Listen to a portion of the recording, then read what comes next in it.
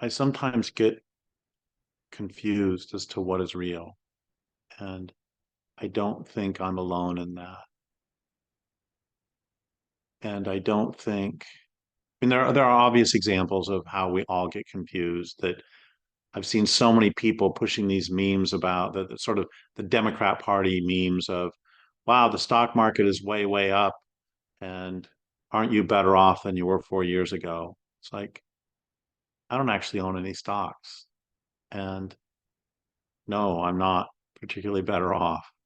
And so there's that notion that the stock market A represents the economy and B that the economy represents us. There's this great line by a Brazilian dictator from the 1960s.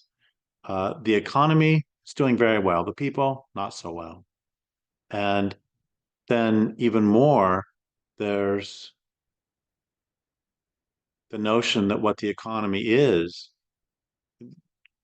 GNP is the rate at which the living are converted to the dead. So there's the real world. So not only does the Dow not necessarily represent the economy, but then the economy is not the real world either. And the real world is the real physical world where 4% of the biomass of terrestrial mammals is wild animals at this point, as opposed to 96% is humans or uh, domesticated animals, livestock, and pets. And that's the real world. And and then I think even more so about what we see online and just I know multiple people who have gotten divorced because their partner spent all day on YouTube or TikTok or Facebook. And I think about so many of us who also spend our days attending to. I remember back in the 70s, I asked somebody what time it was, and he said it's 15 minutes to Three's Company. And Three's Company was a sitcom back in the 70s. And so that was how he regulated his days. And it's as we're recording this, it's Saturday. And I'm sitting in front of this, but you know what else I could be doing on this Saturday? I could be watching football. I could be watching college football somewhere. And that's still not real. You know what I could really be doing is sitting out in the sunshine.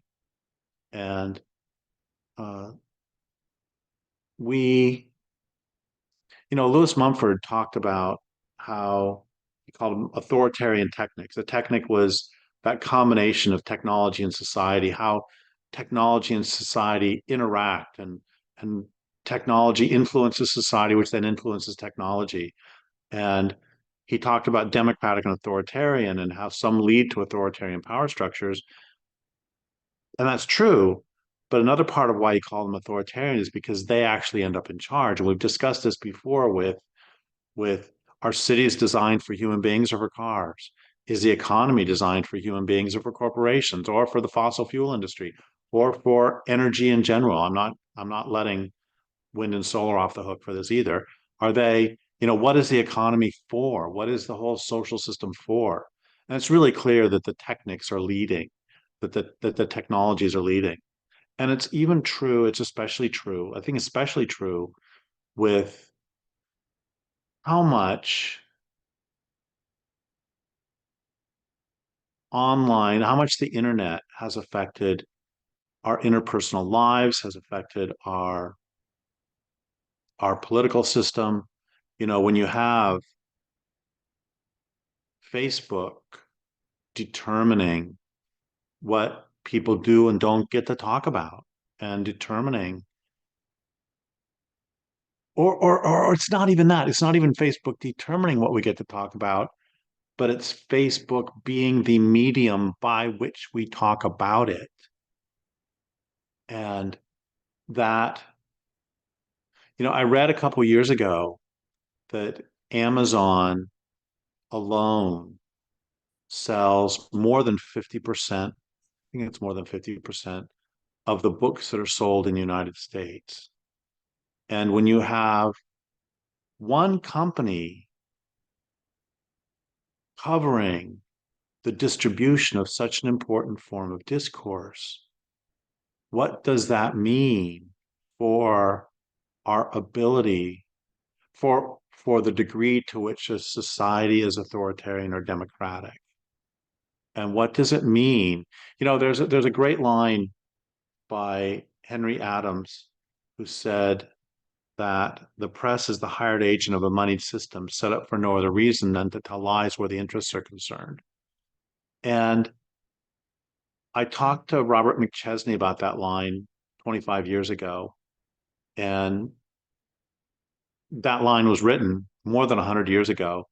And I said, look, that's how are things? I mean, that's always been true. Henry Adams was saying that 100 years ago. So what's the difference now? And he said the difference now is that 150 years ago, in most big cities, there would be a dozen different newspapers, 15 newspapers, and you got the socialist newspaper, and you got the hard right wing newspaper, and you got the newspaper owned by the Republican, and you got the newspaper, and so there would be at least a semblance of a variety of voices, and now that's all been centralized, and I'm no fan of newspapers, but with the collapse with the internet, the newspapers have collapsed as well, and it all comes through.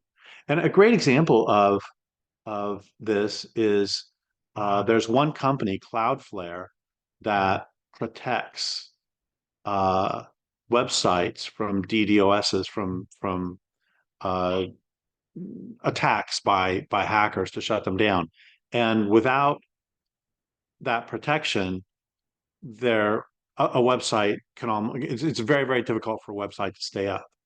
And there have been some examples of Cloudflare refusing to provide that DDoS protection for websites that they don't like. And one can argue about whether some perspectives should be protected. But when you have a, but that's not, I don't think, the interesting argument. The interesting argument is that the technology has made it so that those perspectives can't be seen at all because one company decides whether we get to see them or not. And that is, and you'll notice how far away I've gotten from the original topic. I forget what's real. And then I've spent this entire time talking about technology. And I think often of summers in the 1980s. And I wasn't particularly happy in my 20s. Um, I hadn't really started writing yet, and I was, as many people are, highly confused and uh, pretty neurotic, as many people are in their 20s. And yet, I still think fondly of the summer days. And it's not simply because I was in my 20s, because, like I said, my 20s weren't that great, but it's because there wasn't internet yet. And because a summer afternoon would last and last and last.